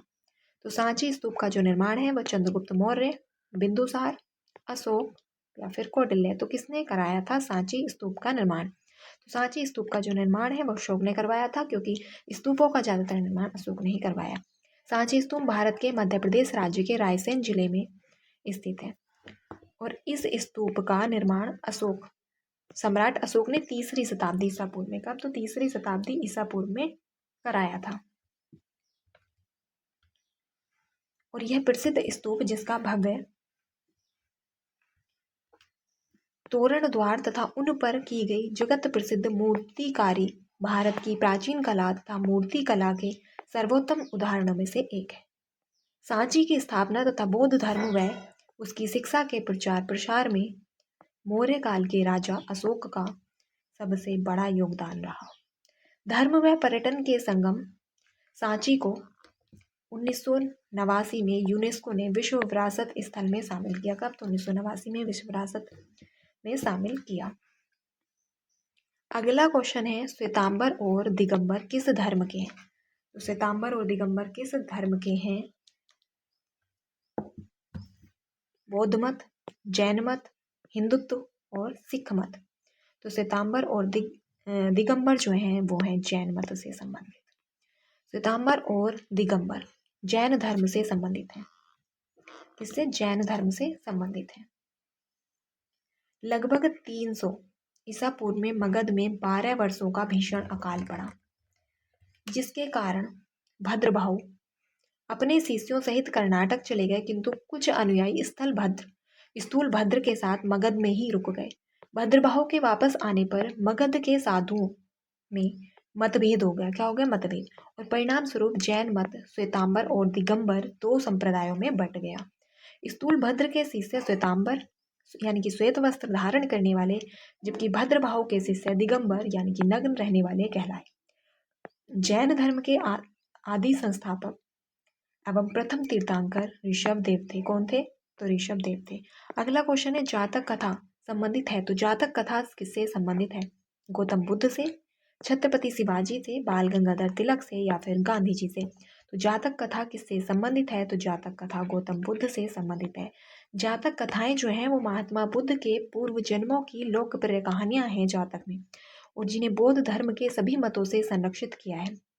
और इनमें 35 कहानियां हैं। कितनी? तो 35 कहानियां हैं, जिनका संकलन उपदेश देने के लिए किया गया था, और इनकी रचना का समय 3री शताब्दी ईसा पूर्व माना जाता है। अगला क्वेश्चन है किस सिख गुरु ने सिख विवाह समारोह की शुरुआत आनंद कारज के नाम से की थी? आनंद कारज के नाम से की थी। श्री गुरु नानक देव, श्री गुरु अमरदास, श्री गुरु गोविंद सिंह और गुरु रामदास। तो किसने की थी? तो श्री गुरु अमरदास ने आनंद कारज के नाम से विवाह समारोह, सिख विवाह समारोह की शुरुआत की थी। श्री गुरु अमरदास सिखों के तीसरे गुरु थे और उन्होंने सिख विवाह समारोह की शुरुआत आनंद कारज के नाम से की थी, और इस विवाह का पंजीकरण पहले हिंदू विवाह अधिनियम के तहत होता था। अब सिख संप्रदाय के लोगों की शादी का पंजीकरण हिंदू विवाह अधिनियम के तहत न होकर आनंद कारज एक्ट 2012 के तहत होता है। अगला क्वेश्चन है दूसरे चंद्रगुप्त के कार्यकाल में निम्न में से किसने भारत का दौरा किया था?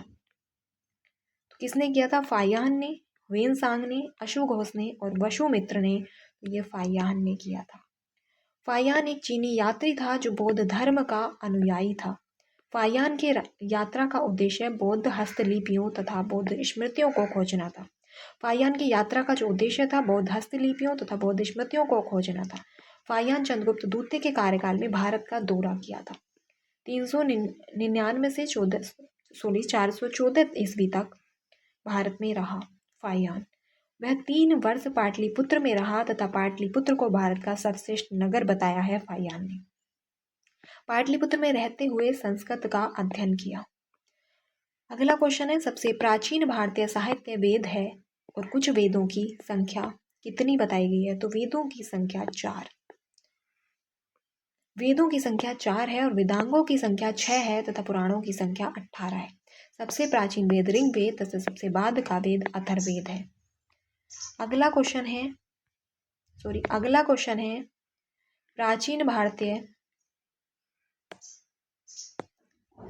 भारतीय संस्कृति और सभ्यता के प्रतीक निम्नलिखित शहरों में किसके अवशेष पाकिस्तान में है? तो किसके अवशेष पाकिस्तान में हैं? हड़प्पा, मोहनजोदड़ो और कालीबंगा तो किसके हैं? तो हड़प्पा और मोहनजोदड़ो। तो कौन सा हो जाएगा? ए और बी दोनों। हड़प्पा पाकिस्तान के पंजाब प्रांत में स्थित मांटेगोमरी जिले में रावी नदी के बाएं तट पर स्थित पुरास्थल है। मोहनजोदड़ो मुर्दों का टीला एक सुव्यवस्थित नगरीय सभ्यता थी जो पाकिस्तान के सिंध प्रांत में सिंधु नदी के दाहिने तट पर स्थित था और इसकी जो खोज है का श्रेय वो रखालदास बनर्जी को जाता है। कालीबंगा राजस्थान के हनुमानगढ़ जिले में घग्गर नदी के बाएं तट पर स्थित है और सिंधु सभ्यता का अन्य भारतीय स्थल लोथल यानी कि रोपड़ पंजाब, लोथल गुजरात, बनावली हरियाणा, रंगपुर गुजरात, सुरकोटदा गुजरात, धोलावीरा गुजरात, राखीगढ़ी हरियाणा, दायमाबाद महाराष्ट्र और आलमगीरपुर उत्तर प्रदेश यानी कि मेरठ, मांडा जम्मू कश्मीर इत्यादि हैं। अगला क्वेश्चन है, पहली बार भारत के बाहर से आने वाले और भारत में बसने वाले कौन थे? मुगल, आर्य, अफ्रीकन या फिर अंग्रेज? तो पहली बार भारत में बाहर से आकर बसने वाले जो थे वो आर्य थे। पहली बार भारत में बाहर से आकर बसने वाले लोग आर्य थे जिनका अस्तित्व 1500 ईसा पूर्व से लेकर 600 ईसा पूर्व तक रहा। भारत में मुगल 1526 ईस्वी में तथा अंग्रेज 1600 में भारत में आए थे। अगला क्वेश्चन है, वेदों में से सबसे प्राचीन वेद कौन सा है? तो सबसे प्राचीन वेद ऋग्वेद, यजुर्वेद, सामवेद या फिर अथर्ववेद? तो सबसे जो प्राचीन वेद है वो है ऋग्वेद सनातन धर्म का आरंभिक स्रोत है। ऋग्वेद को दुनिया के सभी इतिहासकार हिंद यूरोपीय भाषा परिवार का सबसे पहली रचना मानते हैं। और ऋग्वेद में कितने हैं? तो 10 मंडल हैं और 1028 सूक्त हैं जिनमें क्या है? देवी देवताओं की स्तुति की गई है। अगला क्वेश्चन है, बुद्ध के जीवन काल की घटनाओं में उनसे संबद्ध स्थलों को सुमेलित करें। तो जन्म स्थान, तो बुद्ध का जन्म स्थान लुम्बिनी। बुद्ध का जो जन्म है वो लुम्बिनी में हुआ था। ज्ञान की प्राप्ति तो बोध गया में हुई थी। प्रथम उपदेश सारनाथ में और निवारण की प्राप्ति कुशीनगर में। तो 1 2 3 इसी क्रम में हो जाएगा। तो 1 2 3 तो ए हो जाएगा सही। जन्म स्थान लुम्बिनी, ज्ञान की प्राप्ति बोधगया में और प्रथम उपदेश सारनाथ में और निवारण की प्राप्ति कुशीनगर। सत्यमेव जयते को कहाँ से लिया गया है? सत्यमेव जयते मनुस्मृति, भगवत गीता, ऋग्वेद या फिर मुंडकोपनिषद? तो सत्यमेव जयते को कहाँ से लिया गया है? तो सत्यमेव जयते को लिया गया है मुंडकोपनिषद। कहाँ से? मुंडकोपनिषद से। सत्यमेव जयते शब्द मुंडकोपनिषद से, कहाँ से? मुंडकोपनिषद से लिया गया और ये भारत का आदर्श वाक्य है सत्यमेव जयते। राष्ट्रीय प्रतीक के नीचे लिखा हुआ है और भारत के राष्ट्रीय प्रतीक को सारनाथ वाराणसी के अशोक स्तंभ से लिया गया है। कहाँ से लिया गया है भारत के राष्ट्रीय प्रतीक को? तो सारनाथ वाराणसी के अशोक स्तंभ से लिया गया है। अगला क्वेश्चन है, सबसे पुराना हिंदू महाकाव्य? तो सबसे पुराना हिंदू महाकाव्य महाभाष्य, रामायण, अष्टाध्यायी या फिर महाभारत? तो सबसे पुराना हिंदू महाकाव्य रामायण को माना जाता है। किसको? रामायण को। वैसे साथ में ही महाभारत और रामायण के हैं लेकिन क्रम वाइज देखा जाए तो रामायण पहले आती है। रामायण को सबसे पहले माना जाता है। रामायण तथा महाभारत दोनों ही 400 ईसा पूर्व में क्रमशः वाल्मीकि यानी कि रामायण को वाल्मीकि के द्वारा और महाभारत को वेद व्यास द्वारा रचित ग्रंथ हैं, परंतु कालक्रम में देखा जाए तो रामायण का जो काल है वो महाभारत से पहले आता है। और इसके अलावा राम का जिक्र महाभारत में आता है। राम का जिक्र किस में आता है? महाभारत में आता है। इसलिए रामायण को सबसे पुराना हिंदू महाकाव्य माना जाता है। अगला क्वेश्चन है, भारत में मूर्ति पूजा प्रारंभ होने के लगभग कब से संकेत मिलते हैं? तो भारत में मूर्ति पूजा कब से प्रारंभ मानी जाती है? आर्यों के काल से, वैदिक काल से, तो मौर्यों के काल से, या फिर कुषाणों के काल से? तो भारत में जो मूर्ति पूजा आरंभ होने का संकेत मिलता है वो मिलता है कि आर्यों के काल से। भारत में मूर्ति पूजा का प्रारंभ आर्यों के काल से माना जाता है। उत्तर वैदिक काल के आते आते यज्ञ, पूजा तथा अन्य धार्मिक कर्मकांड हो गए। अगला क्वेश्चन है, निम्नलिखित में से उपनिषद किसकी व्याख्या करता है? तो उपनिषद किसकी व्याख्या करता है? आर्यों के दर्शन और सिद्धांतों की, आर्यों के कानून व्यवस्था की, आर्यों की राजनीतिक व्यवस्था की? उपरोक्त में से कोई नहीं। तो उपनिषद जो व्याख्या करता है वो आर्यों के दर्शन और सिद्धांतों की करता है। उपनिषद भारत के अनेक दार्शनिकों, ऋषि मुनि के अनेक वर्षों के गंभीर चिंतन मनन का परिणाम है। और उपनिषद को वेदांत भी कहा जाता है। उपनिषद को क्या कहा जाता है? तो वेदांत। और वेदांत और उपनिषद तो इनकी संख्या कितनी है? तो 108 है। और ये मुख्यतः ज्ञान मार्गी रचनाएं हैं। कैसी? ज्ञान मार्गी रचनाएं हैं उपनिषद, जो आर्यों के दर्शन और उनके सिद्धांतों का वर्णन करती हैं। चलिए अगला देखते हैं। अगला क्वेश्चन है, कौन सी सामाजिक प्रथा केवल ऋग वैदिक काल की प्रतीक है? बाल विवाह प्रथा, पर्दा प्रथा, सती प्रथा और दहेज प्रथा। तो बाकी सब प्रथाएं पहले से चली आ रही थी, लेकिन दहेज प्रथा केवल ऋग्वैदिक काल की प्रतीक मानी जाती है। दहेज प्रथा, दहेज प्रथा ऋग्वैदिक काल का प्रतीक है और इस काल में विवाह के समय लड़की पक्ष द्वारा लड़के पक्ष को उपहार स्वरूप कुछ वस्तुएं दिया जाता था, जो कालांतर में दहेज के नाम से जाना गया।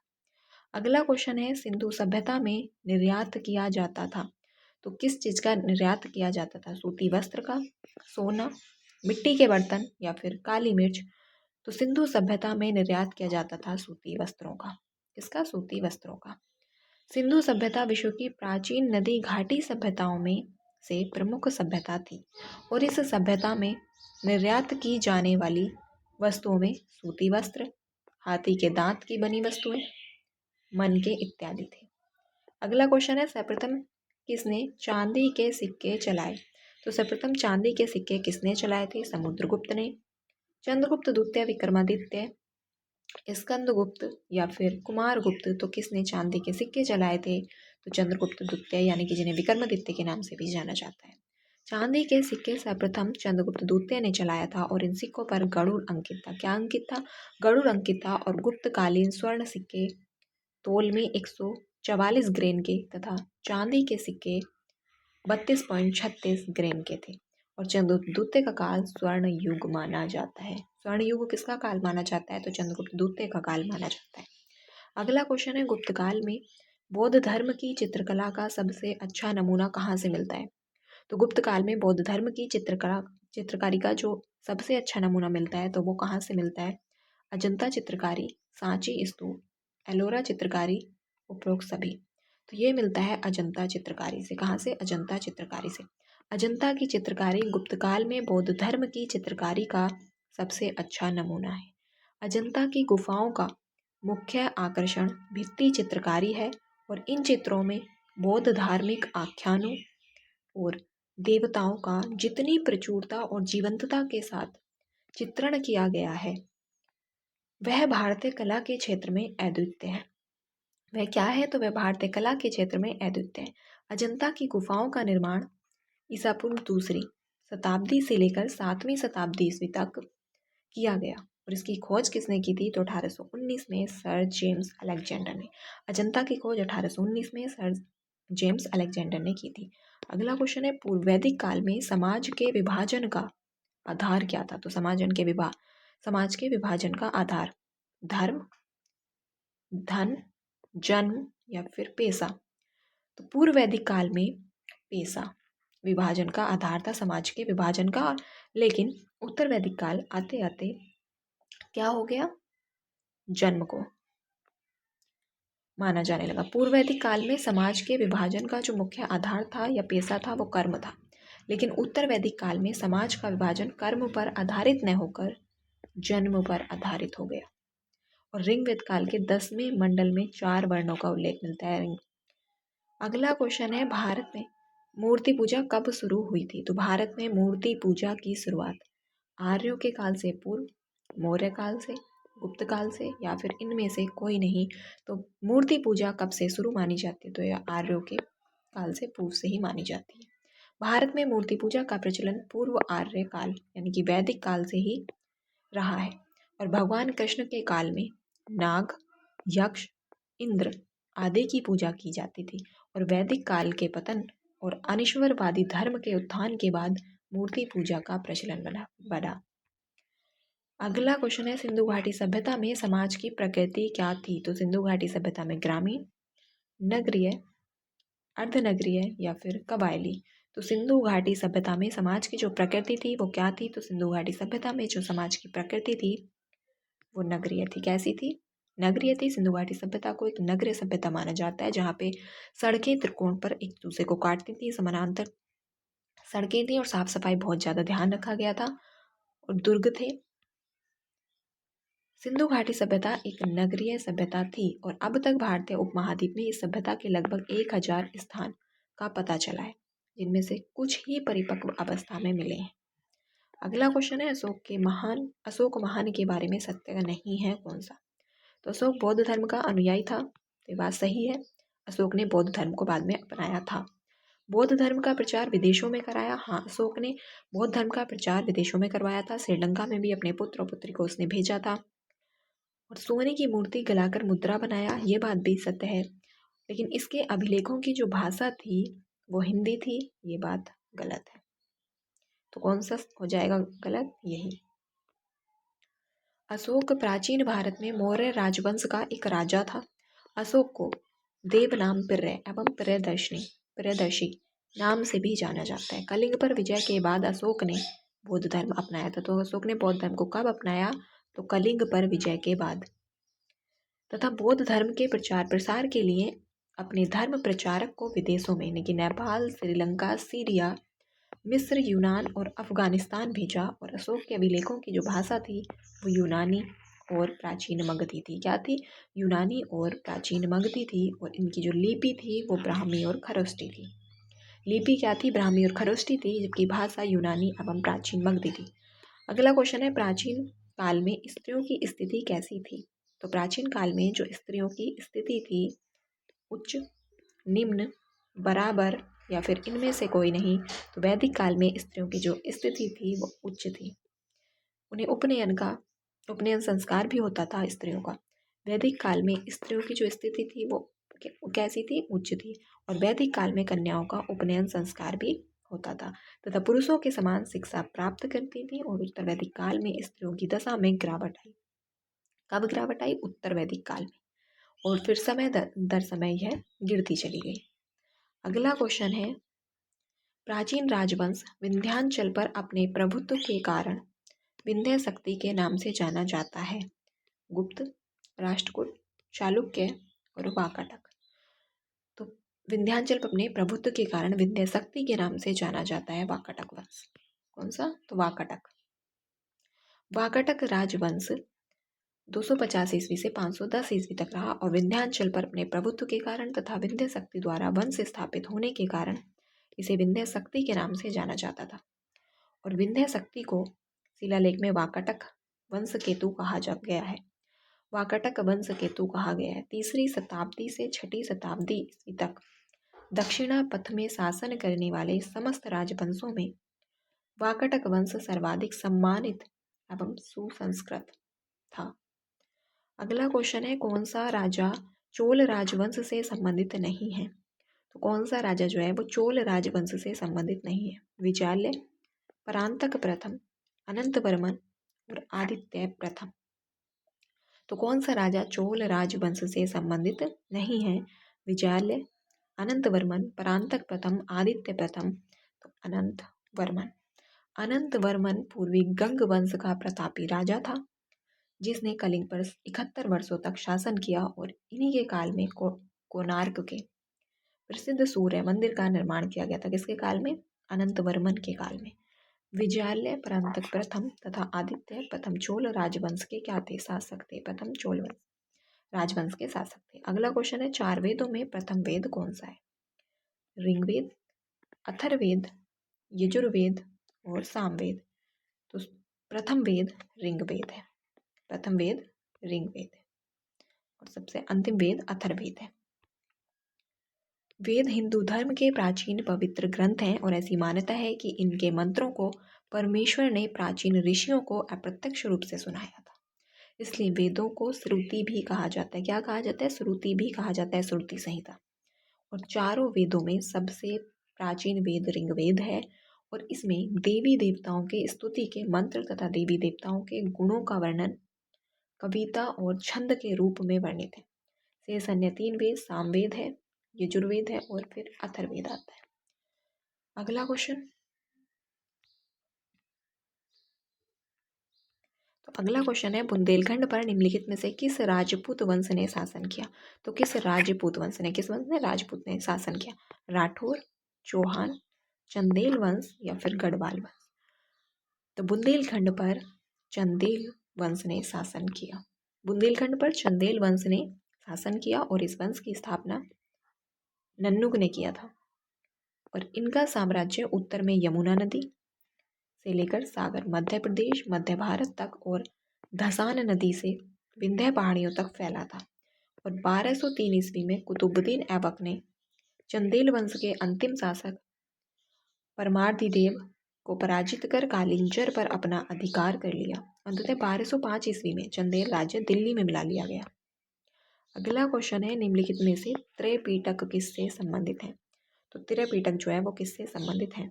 जैन धर्म, वैष्णव धर्म, पारसी धर्म या फिर बौद्ध धर्म। तो त्रैपीटक किससे संबंधित है? तो ये बौद्ध धर्म से संबंधित है। त्रैपीटक बौद्ध धर्म का आधारभूत और मुख्य ग्रंथ है। भगवान बुद्ध के उपदेश इन्हीं तीनों साहित्य खंडों में संकलित है। सुत्त पीटक, विनय पीटक और अभिधम्म पीटक। तो सुत्त पीटक में क्या है? यह पीटक त्रिपीटकों में सर्वाधिक बड़ा और श्रेष्ठ है। इसमें बुद्ध के धार्मिक विचारों व उपदेशों का संग्रह है। इसमें क्या है? बुद्ध के धार्मिक विचारों व उपदेशों का संग्रह है। विनय पीटक, बौद्ध धर्म के इस पीटक में मठवासियों का अनुशासन संबंधी नियम दिए गए हैं। बौद्ध धर्म के इस पीटक में क्या? मठवासियों का अनुशासन संबंधी नियम दिए गए हैं। अभिधम्म पीटक, तो इस पीटक में बौद्ध मतों की दार्शनिक व्याख्या है। क्या है? बौद्ध मतों की दार्शनिक व्याख्या है। अगला क्वेश्चन है, जैन धर्म के संस्थापक कौन थे? तो जैन धर्म के संस्थापक महावीर, महात्मा बुद्ध, ऋषभदेव और पार्श्वनाथ। तो जैन धर्म के जो संस्थापक थे वो थे ऋषभदेव।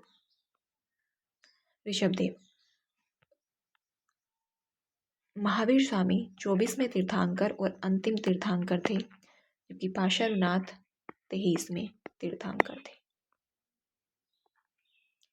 जैन धर्म के संस्थापक ऋषभदेव थे, जो कि जैन धर्म के पहले तीर्थंकर थे, और जैन धर्म के 23वें तीर्थंकर पार्श्वनाथ तथा अंतिम 24वें महावीर स्वामी थे। जैन धर्म का वास्तविक संस्थापक महावीर को माना जाता है। अगला क्वेश्चन है, अजंता गुफाओं का निर्माण किसके काल में हुआ था?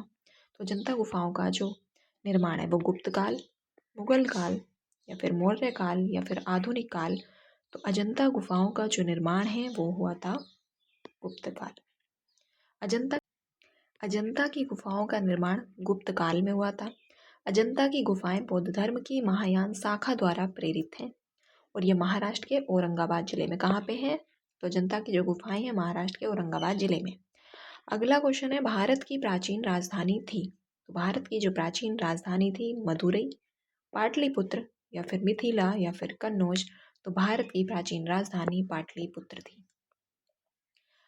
प्राचीन भारत के राजनीति का केंद्र होने के कारण पाटलिपुत्र को भारत की प्राचीन राजधानी के नाम से जाना जाता है। पाटलिपुत्र को पटना नाम से जाना जाता है, जो कि भारत के बिहार राज्य की राजधानी एवं सबसे बड़ा नगर है। अगला क्वेश्चन है, भारत में शंकराचार्य पीठ कहाँ नहीं है? तो शंकराचार्य द्वारा स्थापित 4 जगह पे पीठें हैं, 4 पीठें, तो वो इनमें से कहाँ पर नहीं है? द्वारिका में, पुरी में, मथुरा में या फिर बद्रीनाथ में। तो शंकराचार्य द्वारा स्थापित पीठ मथुरा में नहीं है। शंकराचार्य ने सनातन धर्म की पुनर्स्थापना के लिए देश में 4 मठों की स्थापना की थी, और ये 4 मठ बद्रीनाथ उत्तराखंड में, द्वारिका गुजरात में और श्रृंगेरी कर्नाटक में, जबकि पुरी उड़ीसा में स्थित है। अगला क्वेश्चन है गायत्री मंत्र का वर्णन मिलता है। तो गायत्री मंत्र का जो वर्णन है वो किस में मिलता है? अथर्ववेद में, सामवेद में, यजुर्वेद में या फिर ऋग्वेद में? तो गायत्री मंत्र का वर्णन ऋग्वेद में मिलता है। किसमें? ऋग्वेद में मिलता है। ऋग्वेद के भी 3रे मंडल में मिलता है। तो गायत्री मंत्र का जो वर्णन है वो ऋग्वेद के 3रे मंडल में मिलता है। और सूर्य को समर्पित इस मंत्र के रचयिता विश्वामित्र हैं। कौन है? विश्वामित्र हैं। ऋग्वेद आर्यों का सबसे प्राचीन ग्रंथ है। ऋग्वेद आर्यों का सबसे प्राचीन ग्रंथ है। इसमें कुल 10 मंडल, 1028 सूक्त तथा 10,580 मंत्र हैं। ऋग्वेद के मंत्रों का उच्चारण करके यज्ञ संपन्न करने वाले को क्या होता कहा जाता है? होता। अगला क्वेश्चन है प्राचीन ग्रंथ रामायण के रचयिता कौन है? तो प्राचीन ग्रंथ रामायण के रचयिता वेदव्यास, तुलसीदास, वाल्मीकि या फिर इनमें से कोई नहीं। तो रामायण के जो रचयिता हैं वो हैं वाल्मीकि, और महाभारत के वेदव्यास। प्रसिद्ध ग्रंथ रामायण वाल्मीकि द्वारा लिखा गया संस्कृत का अनुपम महाकाव्य है। रामायण लगभग 24,000 श्लोकों का महाकाव्य है। रामायण में कितने? तो 24,000 श्लोक हैं, जिनके माध्यम से रघुवंश के राजा राम की गाथा कही गई है। गोस्वामी तुलसीदास रामचरितमानस के तथा वेदव्यास महाभारत के रचनाकार है। अगला क्वेश्चन है कौटिल्य का अर्थशास्त्र मौर्य प्रणाली के किस क्षेत्र का वर्णन करता है? तो कौटिल्य का जो अर्थशास्त्र है वो मौर्य प्रणाली के किस क्षेत्र का वर्णन करता है? अर्थशास्त्र, प्रशासन, विदेश नीति, वाणिज्य। तो कौटिल्य का अर्थशास्त्र मौर्य प्रणाली के किस क्षेत्र का वर्णन करता है? तो प्रशासन। कौटिल्य का अर्थशास्त्र मौर्य प्रणाली के प्रशासन क्षेत्र का वर्णन करता है। कौटिल्य सम्राट चंद्रगुप्त मौर्य 321 से 298 तक जिन्होंने शासन किया के महामंत्री थे, और यह राजनीति शास्त्र पर लिखी गई पुस्तक है। इस पुस्तक में यह किस शैली में लिखी गई है? तो यह सूत्र शैली गद्य में लिखी गई है। कौटिल्य ने शूद्रों को आर्य कहा है। शूद्रों को क्या कहा है? आर्य कहा है। और कौटिल्य ने अर्थशास्त्र में समाज के 4 वर्णों यानी कि ब्राह्मण, क्षत्रिय, वैश्य और शूद्र का उल्लेख किया है। अगला क्वेश्चन है निम्नलिखित में से भारतीय नेपोलियन किसे माना जाता है? तो भारतीय नेपोलियन चंद्रगुप्त मौर्य, समुद्रगुप्त, अशोक या फिर हर्षवर्धन। तो भारतीय नेपोलियन किसे माना जाता है? तो भारतीय नेपोलियन माना जाता है समुद्रगुप्त को। चंद्रगुप्त प्रथम का उत्तराधिकारी समुद्रगुप्त। समुद्रगुप्त चंद्रगुप्त प्रथम का उत्तराधिकारी था। समुद्रगुप्त को इतिहासकार स्मिथ ने भारत का नेपोलियन कहा है। क्या कहा है? तो भारत का नेपोलियन कहा है। समुद्रगुप्त के प्रयाग प्रशस्ति से उसके विजय अभियानों की जानकारी मिलती है। किसकी? तो विजय अभियानों की जानकारी मिलती है। और इस प्रशस्ति की रचना हरिसेन ने, किसने? हरिसेन ने की थी। और इसका वास्तविक लक्ष्य है धरणी बंध यानी कि पृथ्वी को बांधना। और अपने विजय अभियानों के उपलक्ष्य में इसने अश्वमेध यज्ञ करवाया था। और चंद्रगुप्त को उसके सिक्कों पर वीणा वादन करते हुए दिखाया गया है। उन्हें कविराज की उपाधि भी प्रदान की गई है। और इसके अतिरिक्त इन्होंने लिच्छवी दोहित्र, सर्वराज छिदेता, अप्रतिरथ और परशु जैसी उपाधियां ग्रहण की। आज की इस क्लास में हमने एंशिएंट हिस्ट्री को कंप्लीट किया है, प्राचीन भारत का इतिहास। तो एक ही क्लास में जो है इसको कंप्लीट किया गया है, तो ये हो गई कंप्लीट। और कल की क्लास में करेंगे मध्यकालीन भारत का इतिहास। और अगर क्लास पसंद आई